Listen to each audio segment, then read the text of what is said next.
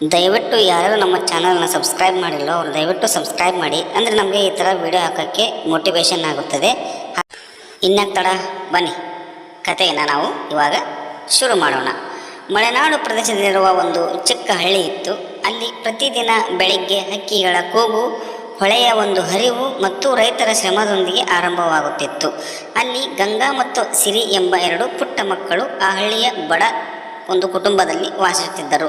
ಅವರು ಸುಸಂಸ್ಕೃತ ಕುಟುಂಬಗಳಿಂದ ಬಂದಿದ್ದರೂ ಬದುಕಿನ ತೊಂದರೆಗಳನ್ನು ಸಹಿಸುತ್ತಿದ್ದರು.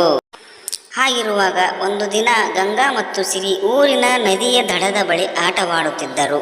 ಅವರ ದೃಷ್ಟಿಗೆ ಹೊಳೆಯ ಸಮೀಪದಲ್ಲಿ ಬಿದ್ದಂತಹ ಪ್ಲಾಸ್ಟಿಕ್ ತ್ಯಾಜ್ಯಗಳು ಕಂಡು ಬಂದವು. ಸಿರಿ ತಕ್ಷಣವೇ ಗಂಗಾ ಬಳಿ ಹೋಗಿ, ನಾವು ಎಲ್ಲೋ ತಪ್ಪು ಮಾಡುತ್ತಿದ್ದೇವೆ. ಈ ತ್ಯಾಜ್ಯಗಳೆಲ್ಲ ಹೊಳೆಗೆ ಹಾಕಿದರೆ ನಮ್ಮ ಹಳ್ಳಿಯ ನೀರು ಕೆಟ್ಟ ಹೋಗುತ್ತದೆ ಅಂದಳು.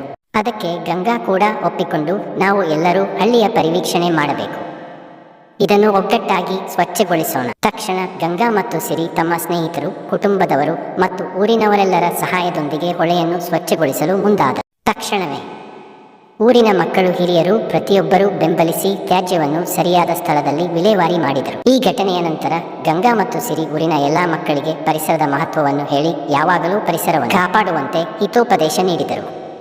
ಹಳ್ಳಿ ಸ್ವಚ್ಛವಾದಾಗ ಹೊಳೆ ಮತ್ತೆ ನವೀನ ಬಾಳಿನಂತೆ ಹೊಳೆಯಲು ಪ್ರಾರಂಭಿಸಿ. ಈ ಕಥೆಯಿಂದ ಹಳ್ಳಿಯ ಎಲ್ಲರೂ ಸಹಕಾರ, ಸ್ವಚ್ಛತೆ ಮತ್ತು ಪರಿಸರದ ಬಗ್ಗೆ ಕಾಳಜಿಯ ಪಾಠ ಕಲಿತರು. ಪರಿಸರ ಸಂರಕ್ಷಣೆ ಮತ್ತು ಪ್ರಕೃತಿಯನ್ನು ಕಾಪಾಡಬೇಕು ಮತ್ತು ಮರ ಗಿಡಗಳನ್ನು ಬೆಳೆಸಬೇಕು. ಪ್ರಕೃತಿಯಿಂದಲೇ ನಾವು ನೀವು ಎನ್ನುವುದನ್ನು ಮರೆಯಬೇಡಿ. ಸುಮ್ಮನೆ ವಿಡಿಯೋ ನೋಡಬೇಡಿ, ಸಬ್ಸ್ಕ್ರೈಬ್ ಮಾಡಿ, ಲೈಕ್ ಮಾಡಿ. ಇದೇ ತರ ಹೆಚ್ಚಿನ ವಿಡಿಯೋ ಹಾಕೋಕೆ ಎಂಕರೇಜ್ ಮಾಡಿ. Thank you.